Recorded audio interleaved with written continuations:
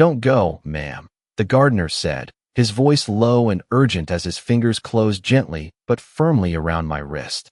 I remember the way the sunlight hit the gravel driveway that morning, warm and ordinary, as if nothing unusual could possibly happen on a day like that. For a moment, I almost laughed it off. I had lived in that house for over 30 years. I had raised my son there, buried my husband from that address, watched every season pass through those windows. Nothing about it felt dangerous. And yet, something in Thomas's eyes made me pause. He wasn't a man who spoke out of turn. In all the years he had tended my garden, trimming the hedges just so and keeping my roses alive through unforgiving summers, he had never once stopped me at the door. "What is it?" I asked, but he only shook his head slightly, as if even saying more would be too much. That was the moment I made a decision that would change everything. I didn't step outside. I didn't get into the car my son had arranged for me. Instead, I turned back into the house and quietly closed the door behind me. I didn't even turn the lock. I just stood there for a second, listening. The silence felt different, heavier somehow, like the walls themselves were holding their breath. My suitcase sat by the entryway, neatly packed the night before, just like Claire had suggested. "A few days away will be good for you," she'd said with that polished smile of hers. Some fresh air, a change of scenery. It had sounded thoughtful at the time, caring, even. But now, standing in my own living room with my heart beating just a little too fast, it didn't feel like care anymore. It felt like something else entirely. I moved quietly through the hallway, my steps softer than I thought possible, until I reached the small guest room at the back of the house. From there, I could see the driveway through the narrow side window. I didn't know what I was expecting. Maybe nothing. Maybe I just needed to prove to myself that I was being foolish. But then, a few minutes later, I saw it. A black van turned slowly into my driveway, its engine low and steady, not the kind of vehicle that belonged in a quiet, residential neighborhood like mine. I felt my breath catch as it came to a stop right where my car should have been. Two men stepped out, dressed plainly, carrying folders instead of tools, their movements efficient and practiced. One of them glanced toward the front door and said something I couldn't hear. The other checked his watch. I leaned closer to the glass, my fingers pressing lightly against the frame. And then I saw Thomas again, standing off to the side, his posture tense, his eyes fixed on the house. He knew. Whatever was about to happen, he had known. And as I stood there, hidden in my own home, watching strangers approach as if they belonged there, a single, quiet thought settled in my mind with absolute clarity. I was never supposed to be here to see this. I did not move right away because something told me that if I made even the smallest sound, everything would change. The men stood near the front entrance as if they had done this before, calm, patient, not in a hurry at all. One of them adjusted the folder under his arm and looked toward the driveway again, almost as if he was expecting someone else to arrive. I stayed perfectly still, my hand resting lightly against the wall, feeling the faint vibration of my own heartbeat through my fingertips. It was strange how quickly the house I had known for decades began to feel unfamiliar, like I was a guest hiding in someone else's space. From where I stood, I could not hear every word, but I could see enough. Their body language told its own story. No confusion, no hesitation. They knew exactly why they were there. After a moment, one of the men took a few steps toward the porch and paused, glancing down at a sheet of paper. He nodded once, almost casually, then said something that carried just far enough for me to catch a few words. She should already be gone. The sentence settled into the room like a cold draft. Already gone. That was what my son and Claire had arranged. Not a visit. Not a break. They had expected me to be gone by now. I felt my throat tighten, but I did not allow myself to react. Instead, I forced myself to breathe slowly, evenly, the way I used to when I sat beside my husband during his long nights of illness, pretending calm so he would not worry. Outside, Thomas shifted his weight, his eyes flicking once toward the side of the house, toward the very window I stood behind. He did not look surprised anymore. If anything, he looked relieved. That was when I understood that his warning had not been about danger in the way most people think of it. It had been about timing, about presence, about me still being here. I thought back to the past few weeks, to the small details I had dismissed without question. The way Claire had insisted on handling my mail, saying it was easier for her to keep things organized. The way my son had begun speaking in careful, measured tones, as if every conversation was leading somewhere I could not quite see. Even the suggestion of this trip, so sudden, so perfectly timed, now felt less like kindness and more like a step in a plan I had not been invited to understand. The man on the porch checked his watch again, then reached into his jacket and pulled out a phone. He spoke briefly, his voice low, then ended the call and turned back toward the driveway. The other man nodded, and together they began moving toward the front door.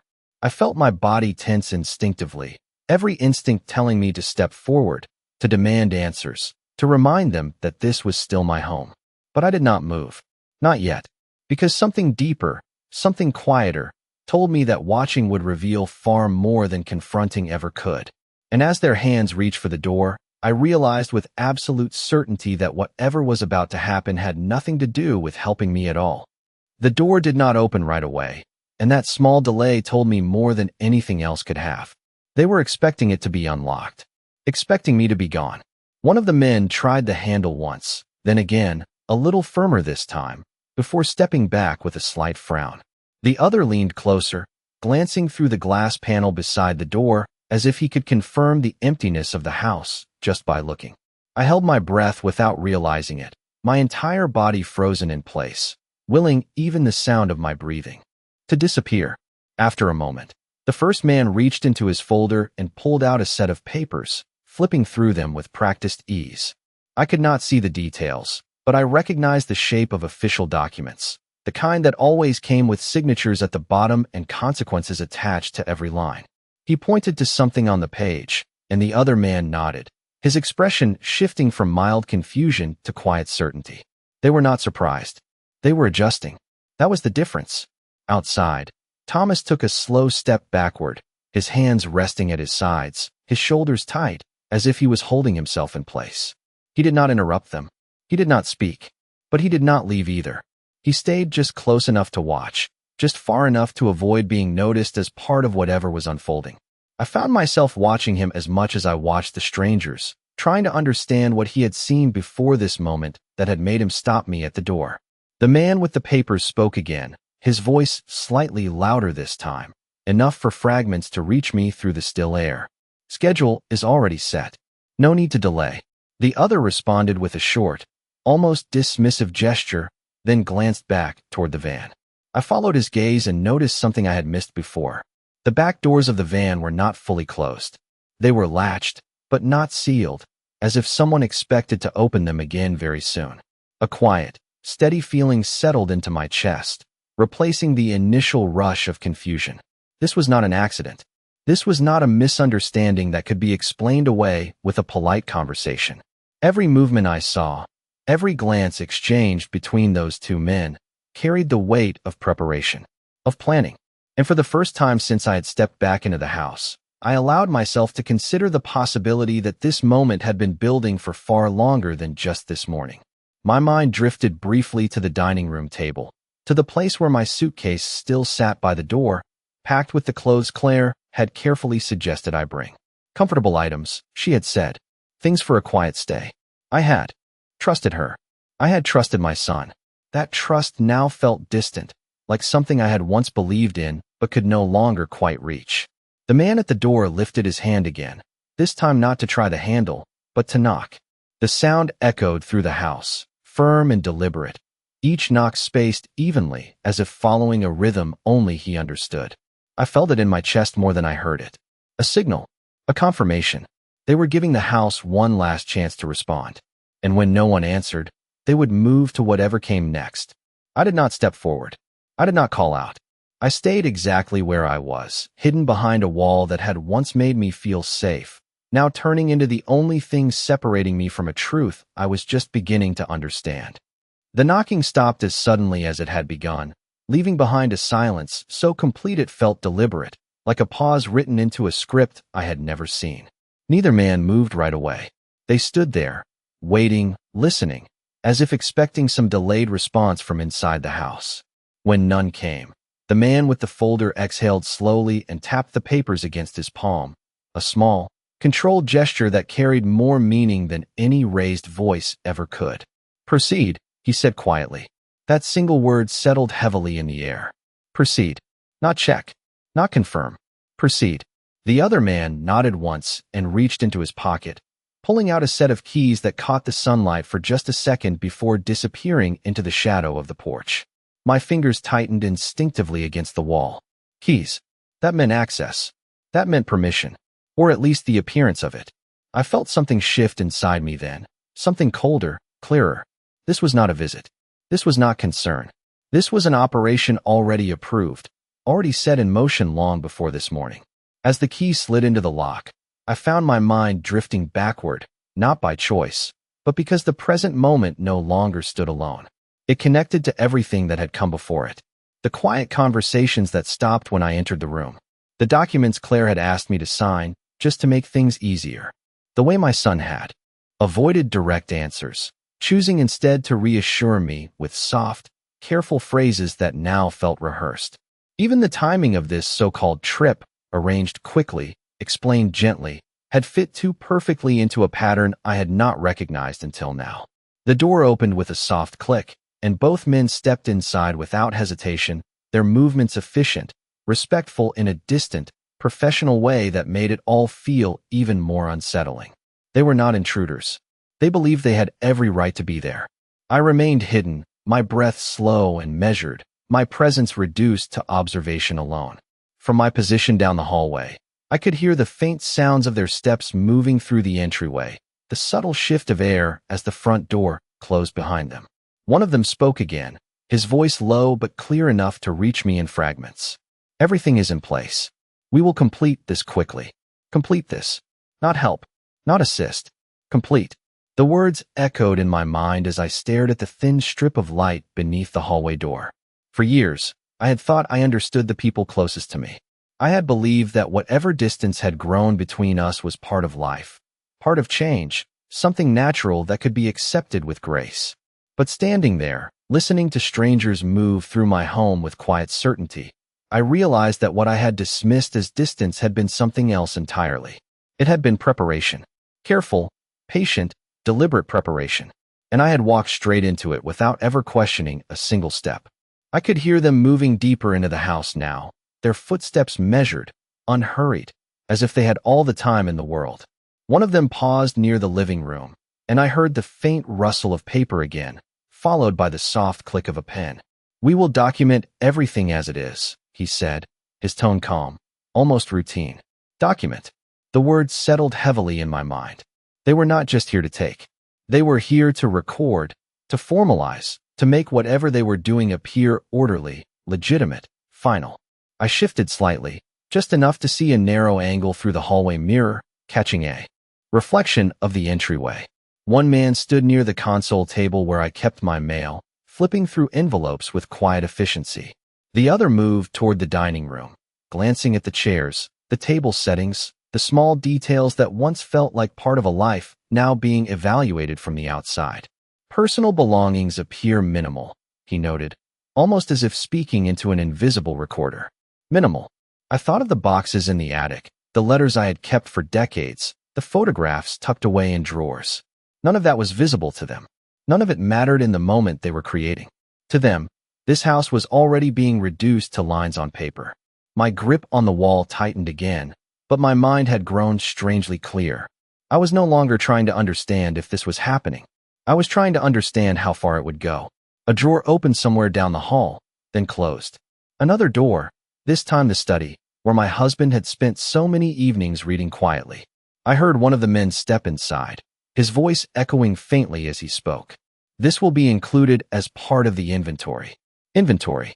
The language was precise, detached, stripped of anything personal. It confirmed what I had already begun to accept. They were not here because of me. They were here because of what I had. Or more accurately, what they believed I would no longer have control over. I thought of Claire again, of the way she had stood in this very house just 2 nights ago, her voice soft, her smile steady as she suggested that a short stay away might give me peace. "You deserve to rest," she had said. I had believed her, not because the words were convincing, but because I had wanted them to be true. Now, standing in the quiet shadow of my own hallway, I understood that rest had never been the intention. Absence had. And absence created opportunity. The man in the study stepped back into the hallway, his shoes making a soft sound against the floor as he rejoined the other. "Everything aligns with the file," he said. The other nodded, closing the folder with a firm, decisive motion. Then we proceed to the next step. I did not know what that next step was. Not yet. But I knew one thing with absolute certainty. If I had walked out that front door this morning, if I had followed the plan laid out so carefully for me, I would never have known any of this. And whatever they were about to do next would have happened without me even realizing it had begun.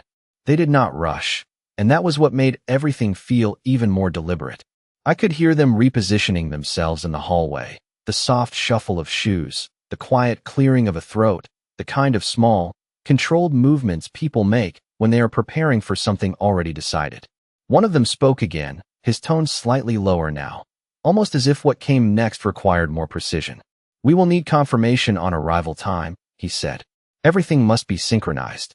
The other responded with a brief nod that I could hear more than see, followed by the sound of a phone being unlocked. A moment later, his voice carried just enough for me to catch pieces of the conversation. "Yes, the property is secured. No, she is not present. We are proceeding as scheduled." My chest tightened, not from fear anymore, but from clarity. Not present. That was the assumption everything depended on. My absence was not just expected, it was required. Without it, the entire plan shifted. I stayed where I was, letting that realization settle fully before allowing myself to move even an inch. Slowly, carefully, I leaned closer to the edge of the hallway, just enough to see a reflection again. One man had set his folder down on the dining table now, spreading out several sheets in a neat arrangement. The other stood beside him, reviewing each page with focused attention, occasionally pointing to specific lines. I could not read the words, but I recognized the structure. Signatures at the bottom. Official seals. Documents meant to finalize something that could not easily be undone. "Transfer authorization is already prepared," the first man said. "We only need final acknowledgement to complete the process." Final acknowledgement. The phrase echoed quietly in my mind. That was what they had expected me to give, perhaps without even understanding it fully. A signature placed under the right circumstances, presented in the right way, could change everything. I thought back to the papers Claire had brought me over the past few weeks. Each one explained simply, each one framed as a convenience. "Just standard updates," she had said. "Nothing to worry about." I had signed them without hesitation, trusting the explanation more than the details. Now, hearing those same calm, professional voices discuss completion, I wondered how much of that process had already been set in motion. One of the men gathered the papers again, aligning them carefully before placing them back into the folder. "We will move to phase 2 once transport arrives," he said. Transport. The word landed differently than anything else they had said. Not visit. Not assistance. Transport. I did not need to guess what that meant. My eyes shifted instinctively toward the window, toward the black van that still waited quietly in the driveway. Its presence no longer felt ambiguous. It felt purposeful. It felt like the next step they had just described. I drew in a slow breath, steady and controlled, the way I had learned to do long ago when life demanded patience over reaction. They believed they were moving forward without interruption. They believed everything was proceeding exactly as planned. But one small detail had changed. I was still here. And that detail, small as it seemed, was enough to turn everything they had prepared into something they had not accounted for at all. I stayed exactly where I was, but my mind began to move in a way it had not before, not scattered, not overwhelmed, but precise, almost methodical, as if something inside me had quietly shifted into place. Everything I had seen, everything I had heard, began to connect in a way that no longer felt random. It was not just this morning. It was not just the van, or the men, or the documents carefully laid out on my dining table. It was the weeks before, the subtle changes I had noticed but never questioned deeply enough. The way Claire had started speaking for my son in conversations, answering questions that were never directed at her. The way my son had begun to avoid details, offering reassurances instead of explanations. Even the small things, like the change in how often they visited, or how quickly they ended calls, all of it now formed a pattern I could no longer ignore. I remembered one evening in particular, just a few weeks ago, when Claire had sat across from me at that same dining table, her hands folded neatly, her voice calm as she spoke about simplifying things. "You have done so much already," she had said. "There is no need for you to worry about all the responsibilities anymore." At the time, I had taken it as kindness, a gesture of care. Now, standing hidden in my own hallway, I understood that it had been something else entirely. It had been preparation. Preparation to take over decisions. Preparation to remove me from the center of my own life without creating a scene. I listened as the men continued their quiet work, their voices steady, their actions coordinated. "All documentation is consistent," one of them said. "No discrepancies. No discrepancies." That meant everything they had needed had already been arranged. Everything had been aligned long before today. I felt a strange calm settle deeper within me, not because the situation had become less serious, but because it had become clear. There was no confusion left, no uncertainty, only truth, unfolding piece by piece in front of me.